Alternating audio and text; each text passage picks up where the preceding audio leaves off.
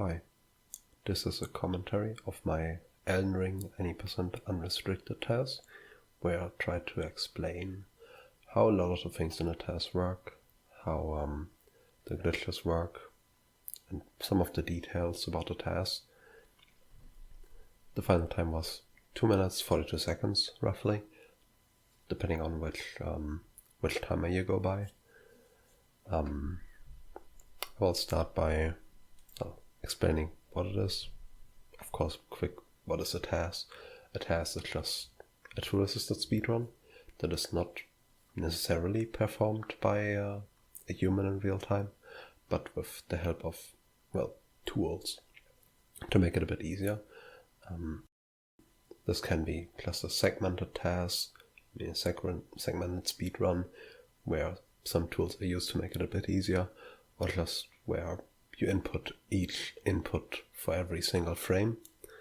In this case, since there aren't really any proper TAS tools for this modern game, I went with making macro scripts for each segment that try to be aligned with every frame and try to get close to what a proper TAS tool would do. But there are no slowdowns, no frame advance involved in this. So it was kind of tedious to put this all together, but in the end it worked out with more segments than I would have liked to have. But it was still a pretty good TAS overall, I would say. It makes use of two glitches in particular. The first one is the so-called zip glitch, which allows you to teleport over large distances, basically, as well as the force quit wrong warp, which allows you to respawn in the default location of the map you're currently in. That is used in two places in this, one of which is more important than the other, and the other one is basically just a small time save over the RTA setup where that is not used. As I wrote here, the combination of these two tricks makes it possible to skip almost the entire game, which is what it is. This TAS basically only goes for the bare minimum to be able to beat the game, which basically to beat the game you need to kill Elden Beast, and for Elden Beast to be able to be there you need to kill Malekith. That replaces Leyndell with the Ashen version, and the Elden Beast is only present in the Ashen version of Leyndell. So that's what this category and this TAS is doing. Goes straight for Malekith, kills him, and then kills Elden Beast. At the beginning I made this disclaimer, there's another one after this. There you go. It is not a perfect TAS, but it is as good as I can, and I'm willing to take it right now with the current tools. I suspect if there will ever be proper TAS tools for this game, I can see at least 5 seconds being shaved off the time, simply by eliminating the quit outs and by being able to have a bit tight execution. In a lot of spaces I had to add some frames of leeway, either be it waiting or just walking a bit further to be able to make this possible. Otherwise it would have been wildly inconsistent in some places.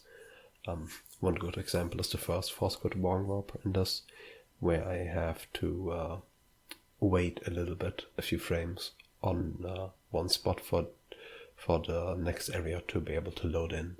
Otherwise that would lose time, because I would have to fall down to a different spot of the second area. It's one of those examples where it is possible to save a few frames, as well as other optimizations I was made aware of that would potentially save a little bit of time throughout the whole run, like switching from heavy load to medium load during the very few small running sections in the run. That was something I was not aware of when I finished the task, and it's not something that I wanted to redo the whole TAS for, because just the fluctuations in the different segments, because of the game's performance and other things, by simply redoing the segments, could have easily eaten up that time again. So I decided to not do that, for example, but a proper, TAS made with proper TAS tools, with frame advance and proper slowdown and whatever, could potentially make use of that to save a few seconds again. Maybe 235 I can see being possible in a different TAS. Using the same route, that is. There can always be more threads. Oh, and the timer is it's just a live split plugin, but as a standalone console application, because this test was done on Linux, and live split is very unstable on Linux. That's why I asked Wasted, the creator of the plugin, basically, if he could make me a standalone console version that just a live split plugin with a timer output in the console, and he agreed to make that. So it was very nice.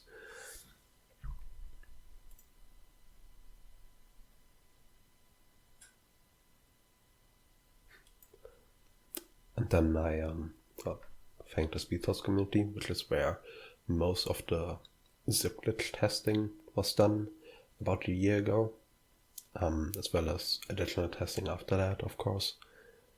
I also put links to both that and some resources in the description of the video. If you haven't watched the full TAS, I would of course recommend watching it, because it gives you an idea of what it looks like as a whole, because I will not replay the whole thing without breaks in this video. If you scroll down here, there's a link to the SpeedSource Discord server, some resources for the TAS, which you can find here, which explains the OS and system setup a bit, and has the different scripts for the segments, as well as save files used for that, which you can find here. It has all the inputs and lengths in frames listed in here. Save files, some other things, the timer. Yeah. There's also a link to the zip glitch document, which explains how zips work and everything about them. There are a lot of details about them that I will not go over in this video necessarily, but the TLDR is that basically if you align certain animations, in this case blocking and block walking or something like that, if you align those with the moment the animation loops, you get a very massive speed boost. The value we use to measure that change is the so-called movement value, so we call it. It's an internal velocity-like value from the animation system, I believe, that we can use to measure zip distance, and what we mostly use. There are also different types of zips. We usually differentiate between them as one-step zips and two-step zips. One-step zips are the classic version of them that you've probably seen in previous videos, world record videos, runs, whatever, where you just hold block for about 2 seconds, then do a very short W press, and you get the zip. The two-step version is just, instead of waiting, you just walk forward for a second. That speeds up the animations a bit and gets you to the loop point faster, where the actual zip happens. Yeah, it saves a bit of time. It gives you less distance than the one-step setup. That's why it's not used everywhere, because that extra distance from the one-step setup is important in some places. It saves a second though, the whole setup, so it's used wherever possible. because saving a second is faster, of course.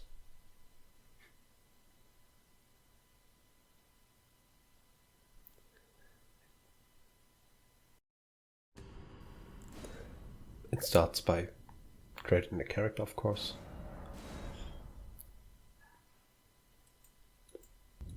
Let's give a bit. Okay. There you saw the first zip of the run, just right at the start. Instead of picking up the item and going through the door and doing a zip outside there, you can just zip up here. In this case, a 2-step setup, but there are 1-step setups for this as well, where you just go outside and do another zip. Something you saw there was I did a second jump that saves a tiny bit of time. It mostly saves time when going upstairs or up hills. You basically hold block and jump. That's all there is to it. It saves a little bit of time, more time upstairs or uphill than on flat ground, but it saves a little bit of time on flat ground as well. So I just did it there. Did it a few times as well in a few running sections. There you see the first quit out. Those quit outs are done for consistency, to segment the run and make it easier, because the longer the sections, the less consistent they are, and the harder it is for me to actually make the TAS, and the longer it takes to get those, like to replay those segments in the end. And it's especially done with segments that are, or right before segments that require pixel perfect zip setups, like this one. There you go. This is a very precise zip that is very inconsistent. It's very annoying, but it allows you to land right here. The reason you wanna land here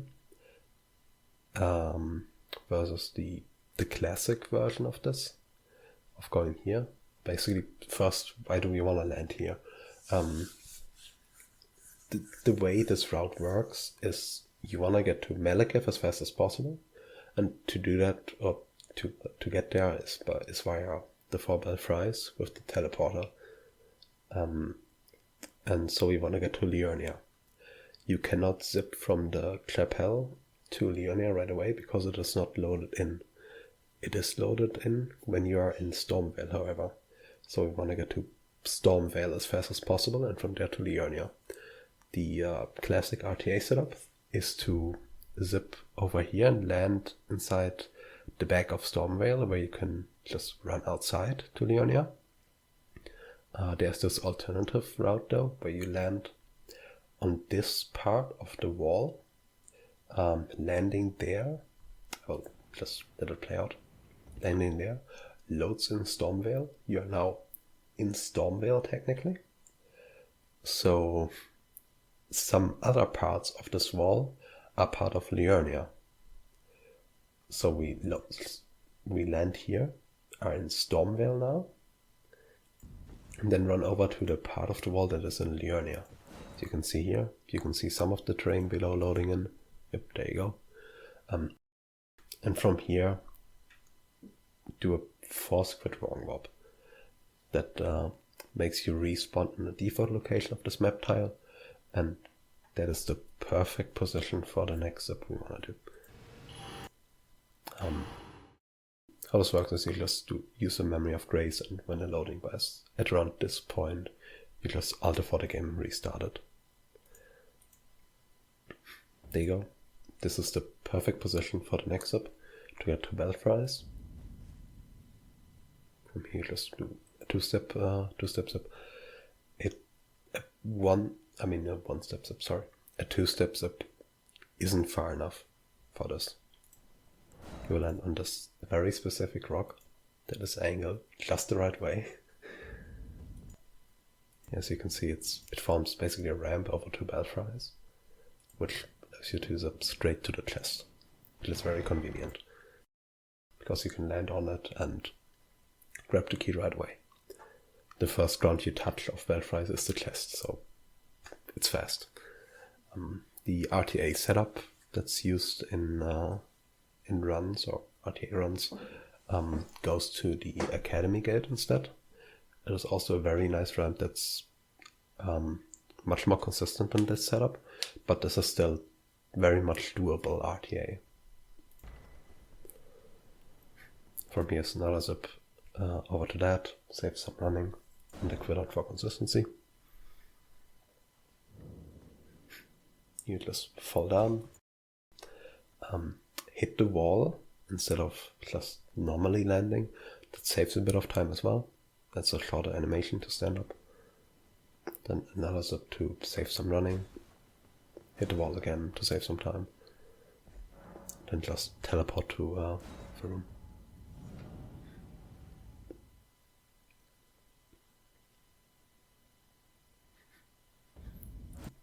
And now you respawn in this isolated part of it. And from here you just do another force quit wrong warp to get to the main part, because the default location is where you usually spawn in Faroum when you actually get to it. Here, just do a zip over here. In RTA setups, you usually jump up here and then do it from here. I found that doing it from here works as well, but it's a bit you will see in a second. Here you go. You get the so-called dev cam glitch, which doesn't make many areas load in. Like it stops unloading and loading new areas, and also makes navigation walking around a bit harder. That's mostly why this quit out exists, but also for consistency.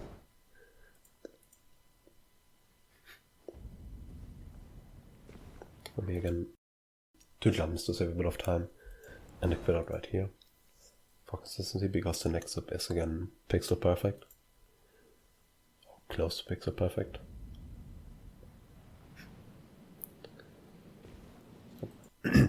And here you land on top of the Malekith arena.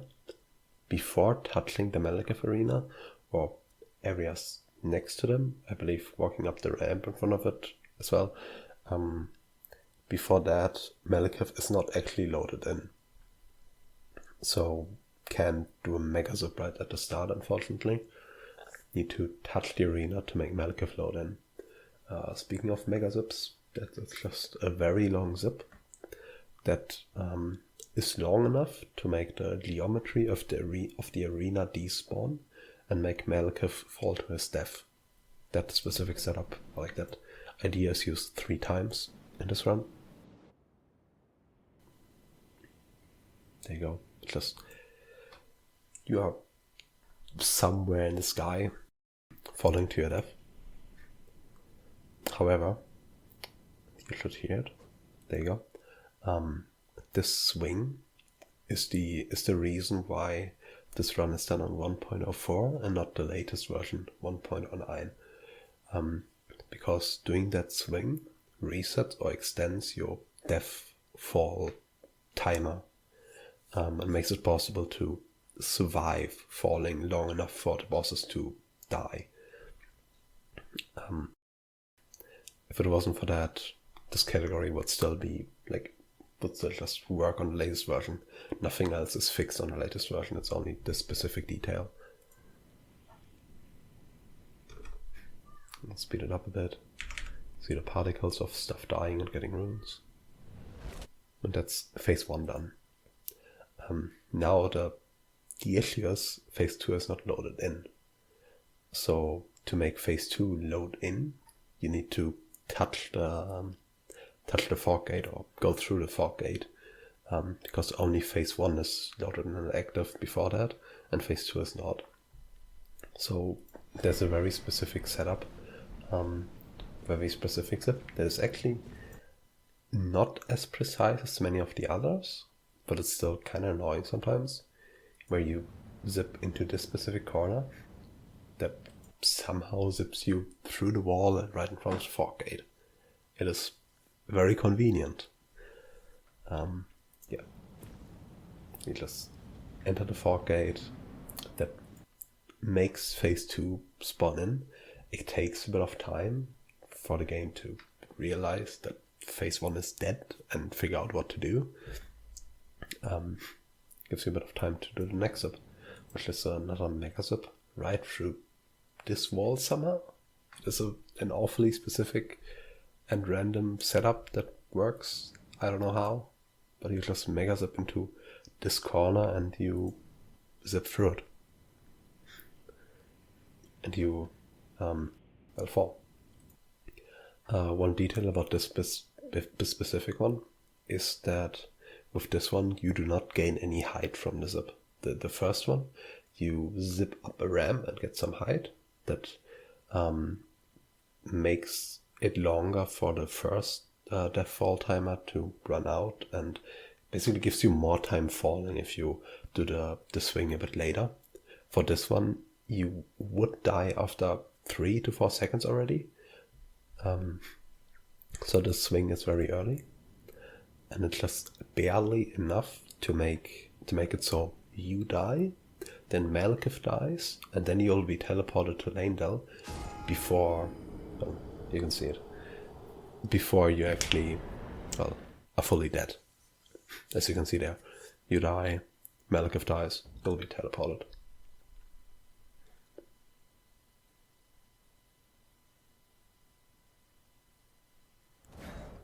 See another quit out for consistency, kinda. And here you can see another zip right at the start. Again, Elden Beast isn't loaded in before you touch an area close to it, which is in front of this tunnel part. In this case, you can just zip right into this wall and land right there, which loads it in. Then a mega zip. This is again a mega zip from which you gain no height. So yeah, a very early swing.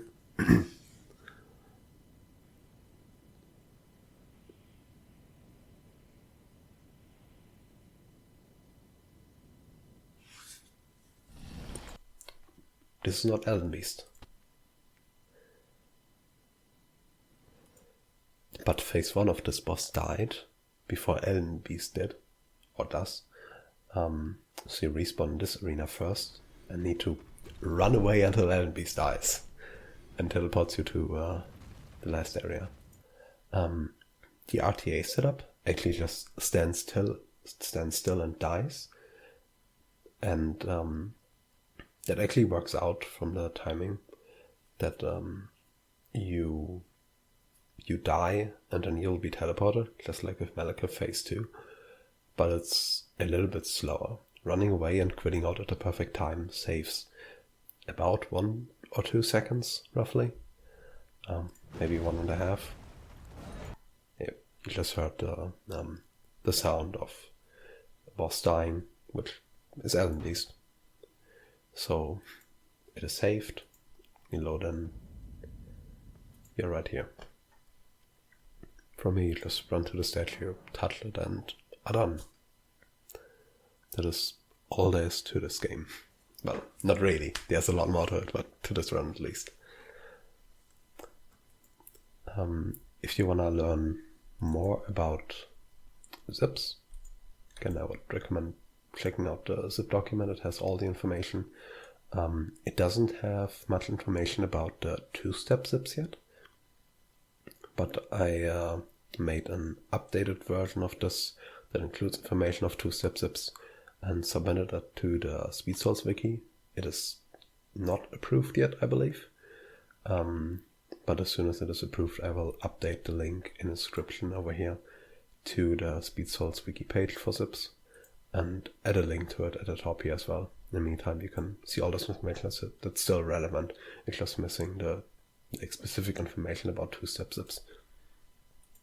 I would also recommend joining the Speed Souls Discord server and checking out the zip glitch thread on it. It is under ER discussion. If you go here, and at the top right you can see threads, where you can select the thread and you can look over here. It has all the information about zips. This is where most of the original testing was done, if you go all the way back to a year ago, and where I've been posting some new information as well, like specific distances for stuff. And yeah, hope you enjoyed it. See ya.